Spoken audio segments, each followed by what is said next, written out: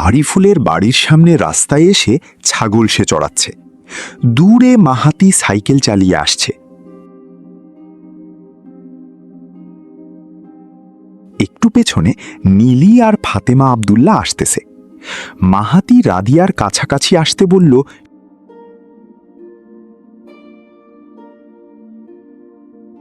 হে রাদিয়া, পড়াশোনা কি তবে গোল্লায় তোর? এখন দেখছি মাদ্রাসা বাদ দিয়ে ছাগল চড়াচ্ছিস। তুই কি রাখাল রানী হয়ে গেলি নাকি? ছি ছি ছি ছি ছি, কি বাজে গন্ধ ছাগলের গায়ে। একে আসছে রাদিয়া, তুই নোংরা জানোয়ারটার সাথে কি করছিস নাকি বলতো? তোর তো জামা কাপড় নষ্ট হয়ে যাবে। আরে না আইরিন, জামা নোংরা হবে কেন? এই ছাগল তো আমাদের নতুন মেহমান। আব্বু গতকালই বাজার থেকে এই খাসিটা এনেছেন সামনের কোরবানির জন্য। আমি ওর নাম রেখেছি সাধু। ওকে নিজ হাতে ঘাস খাওয়াতে আমার খুব ভালো লাগছে, তাই আজ আমি মাদ্রাসা যাইনি, ওকে ঘাস খাওয়াচ্ছি, বুঝলি? এই পিচ্ছি একটা ছাগলকে কোরবানি দিবে তোর বাবা? মানুষের কাছে ইজ্জত কি থাকবে তোদের? আমার বাবা তো অলরেডি 2 লাখ টাকা কোরবানির জন্য আলাদা করে রেখেছেন, এক বিশাল গরু কেনার জন্য, যে গরু দেখলি সবাই হাঁ করে তাকিয়ে থাকবে। সাদিয়া, লালুকে তো অনেক কিউট লাগছে ভাইয়া। দেখো না লালু কেমন করে আমাদের দিকে তাকাচ্ছে। হ্যাঁ ফাতেমা, লালু সত্যিই খুব শান্ত। রাদিয়া, তুমি খুব ভালো কাজ করেছ। আমার আব্বুও বলছিলেন কোরবানির আগে পশুর সাথে বন্ধুত্ব করাটা সুন্নাহ, এতে কোরবানির ত্যাগের আনন্দ বাড়ে। কি যে বলে না ওমর ভাইয়া, সোয়াব তো পরের কথা, স্ট্যাটাস বলে তো একটা কথা আছে নাকি? কুরবানির ঈদের আগে রাতে যখন ট্রাকে করে আমাদের রাজকীয় গরু আসবে, তখন পুরো এলাকা কাঁপবে, সেটা তুমি দেখে রেখো, বুঝেছ? আর রাদিয়া এখন থেকে ছাগলের দড়ি ধরে হাত গন্ধ করছে। ছি ছি ছি ছি ছি ছি ছি। না মেলি, কথাটা তোমার একদম ঠিক হলো না। কোরবানির পশু আগে কেনাই উত্তম, এ সম্পর্কে অনেক হাদিস আছে। বিশ্বাস না হলে চলো আমরা এই পথ দিয়ে যাওয়ার সময় হুজুরের সাথে একটু দেখা করে যাই, উনি এ ব্যাপারে বিস্তারিত আমাদের বোঝাবেন। মসজিদের পাঠাগারে হুজুর হাদিসের বই পড়ছেন।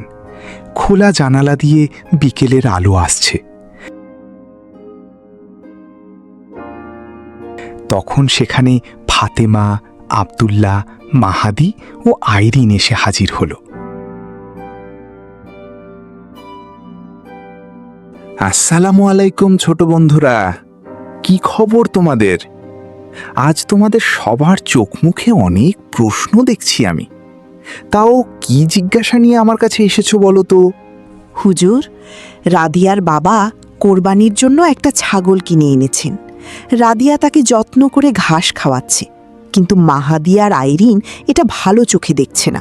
ওকে নানান কথা বলেছে, এজন্য ওদের আপনার কাছে নিয়ে এসেছি। মাহাদি আর আইরিন বলছে এ কাজ নাকি শুধু শুধু সময় নষ্ট, এত কষ্ট করার কোনো দরকার আছে, এরকম ভাবে তারা বলছে। হুজুর, আমি কি খারাপ কিছু বলেছি? কোরবানির এখনো 2 মাস বাকি, অসুখে ভালোবাসা দিয়ে কি লাভ? কোরবানি মানে তো রক্ত মাংস দেওয়া, সেখানে পশুকে যত্ন করাচ্ছি।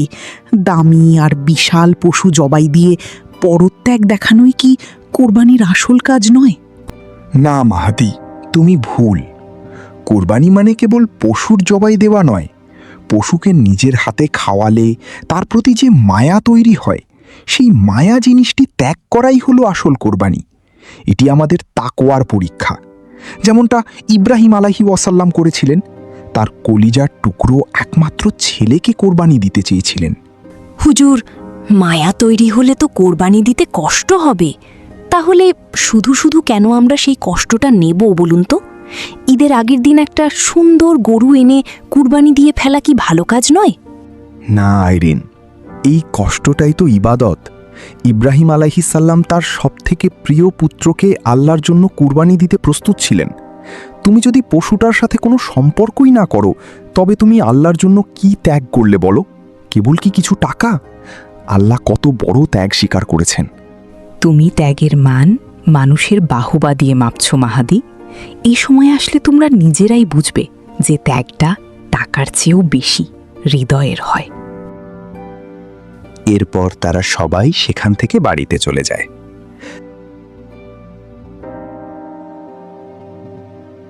বাড়ি গিয়ে ফাতেমা ও আব্দুল্লাহ তাদের বাবাকে বলে এখনই একটা কুরবানির পশু কিনে আনতে। তারা সেটাকে লালন পালন করে রাদিয়াদের মতো কুরবানি দিতে চায়।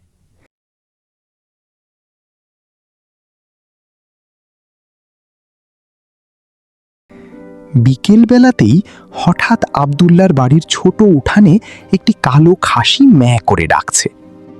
আব্দুল্লাহ, ফাতেমা, দেখো তোমাদের নতুন বন্ধু চলে এসেছে। তোমরা যেরকম চাইছিলা আমি সেরকম একটা ভালো দেখে ছাগল এনেছি। আজ থেকে এটা তোমাদের বন্ধু। আলহামদুলিল্লাহ ভাইয়া, দেখো এটা তো সাদা একটা ছাগল, কি মায়াবী চোখ। আব্বু, এটা কি আমাদের সেই বন্ধু যার আমরা যত্ন করব, তারপর কুরবানি করব? তবে ওর নাম হোক সাদাই আব্বু।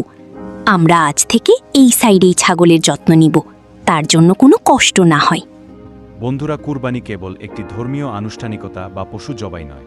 এটি মহান আল্লাহ তাআলার সন্তুষ্টির উদ্দেশ্যে নিজের প্রিয় বস্তু ত্যাগ করার এক অনন্য পরীক্ষা। গল্পের আব্দুল্লাহ রাদিয়ার মতো আগেভাগে পশু কিনে লালন পালন করার মাধ্যমে পশুর প্রতি যে মমতা, সেই মমতা আর ভালোবাসা আমাদের থাকতে হবে। প্রিয় বন্ধুগণ, আমরা সকলেই সুন্দর এবং ভালো পশু থেকে কুরবানি দেওয়ার চেষ্টা করব। ভিডিওটি ভালো লাগলে চ্যানেলটি অবশ্যই সাবস্ক্রাইব করবেন। ভালো থাকবেন।